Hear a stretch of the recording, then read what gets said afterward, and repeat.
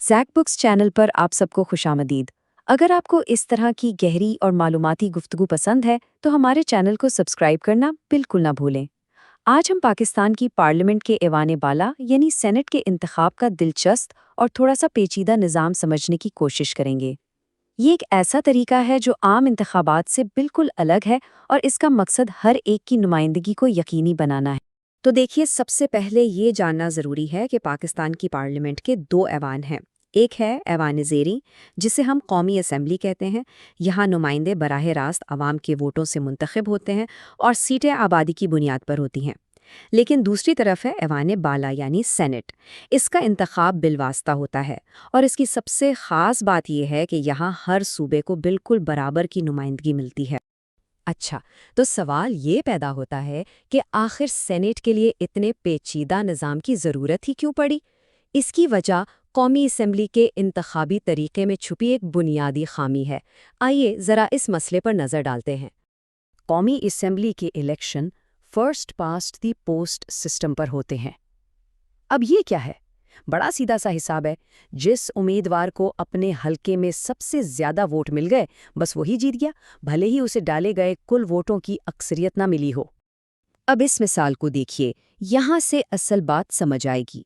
फर्ज करें एक हलके में जीतने वाले उम्मीदवार को सिर्फ 24% वोट मिले। इसका मतलब ये हुआ कि बाकी 76% वोट या तो दूसरे उम्मीदवारों को गए या फिर लोगों ने वोट डाला ही नहीं। लेकिन इस सिस्टम में सिर्फ 24% वोट लेने वाला ही पूरे हलके का नुमाइंदा बन जाता है। तो इसका मतलब क्या हुआ? मतलब ये कि वोटर्स की एक बहुत बड़ी तादाद यानी तकरीबन 76% लोग ऐसे रह जाते हैं जिनकी नुमाइंदगी पार्लियामेंट में होती ही नहीं। यही वो बुनियादी मसला है जिसे सेनेट का निज़ाम हल करने की कोशिश करता है। तो इसी गैर नुमाइंदा मसले और सूबों के बीच ताकत के अदम तवाज़ुन को ख़त्म करने के लिए ही सेनेट का इदारा बनाया गया। सेनेट का बुनियादी मकसद ही ये है कि हर सूबे को, चाहे उसकी आबादी कितनी ही कम क्यों न हो, कौमी सियासत में बराबर की आवाज़ मिले। इससे ये यकीनी बनाया जाता है कि ज़्यादा आबादी वाले सूबे छोटे सूबों पर अपनी मर्जी मुसल्लत ना कर सकें। ज़रा इस टेबल पर नज़र डालें, फ़र्क बिल्कुल साफ नज़र आता है। कौमी असम्बली में जहां पंजाब की तकरीबन 173 नशिस्तें हैं, वहीं बलूचिस्तान की सिर्फ 20 हैं।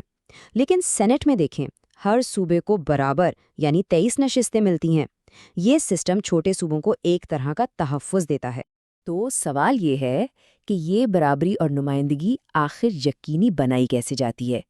इसके लिए एक बहुत ही ख़ास इंतखाबी निज़ाम इस्तेमाल होता है, जिसे कहते हैं सिंगल ट्रांसफरेबल वोट या STV। चलें, अब इस बज़ाहिर पेचीदा निज़ाम को बिल्कुल आसान बनाकर समझते हैं। सिंगल ट्रांसफरेबल वोट या वाहिद काबिल इंतकाल वोट दरअसल एक तरजीही वोटिंग का निज़ाम है। आसान लफ्ज़ों में, इसमें वोटर उम्मीदवारों को अपनी पसंद के मुताबिक रैंक देता है, यानी नंबर 1, नंबर 2, नंबर 3। इसका सबसे बड़ा फ़ायदा ये है कि कोई भी वोट ज़ाया नहीं होता। आइए इसे एक बहुत ही आसान सी मिसाल से समझते हैं। फ़र्ज़ कर लें कि 40 तलबा की एक क्लास है और उन्हें 4 लोगों की एक कमेटी बनानी है।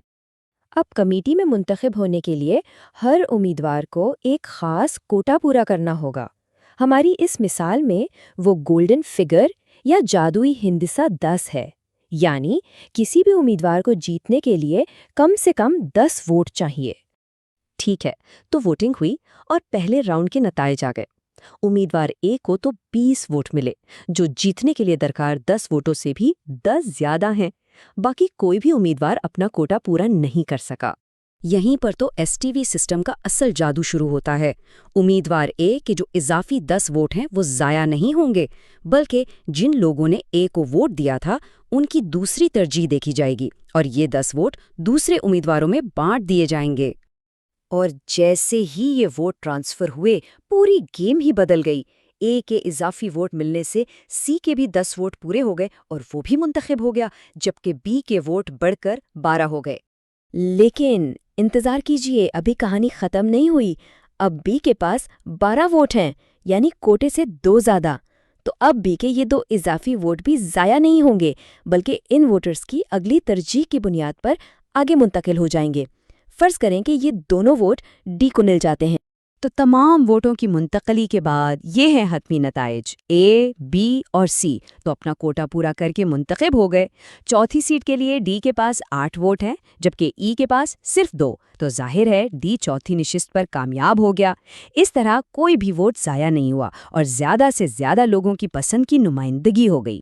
اب انتخاب کے طریقے کے علاوہ سینٹ کا اپنا ڈھانچہ بھی اسے قومی اسمبلی سے بہت منفرد بناتا ہے۔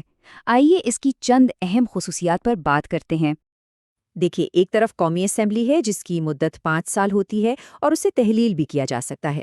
دوسری طرف سینٹ ہے جس کی مدت 6 سال ہے اور یہ ایک مستقل ایوان ہے، اسے کبھی کوئی تحلیل نہیں کر سکتا۔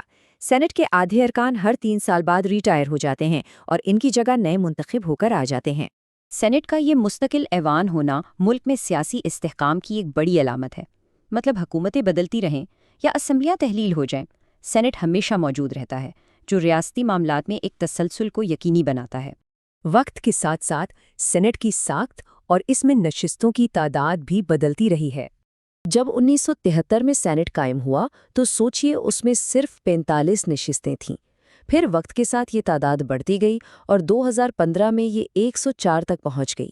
تو فاٹا کے انضمام سے پہلے ان 104 نشستوں کا حساب کچھ یوں تھا: چاروں صوبوں میں سے ہر ایک کے لیے 23 نشستیں، سابق قبائلی علاقہ جات یعنی فاٹا کے لیے 8 اور وفاقی دارالحکومت اسلام آباد کے لیے 4 نشستیں۔ اور یہاں آ کر ہم ایک بہت ہی اہم اور موجودہ سوال پر رکتے ہیں۔ چونکہ اب فاٹا کو خیبر پختونخوا میں ضم کر دیا گیا ہے تو اس کی 8 سینٹ نشستوں کا مستقبل کیا ہوگا؟ کیا انہیں ختم کر دیا جائے گا یا صوبوں میں کسی طرح تقسیم کیا جائے گا؟ یہ ایک ایسا سوال ہے جس کا جواب مستقبل میں ہی ملے گا اور اس کے اثرات پاکستان کی سیاست پر بہت گہرے ہوں گے۔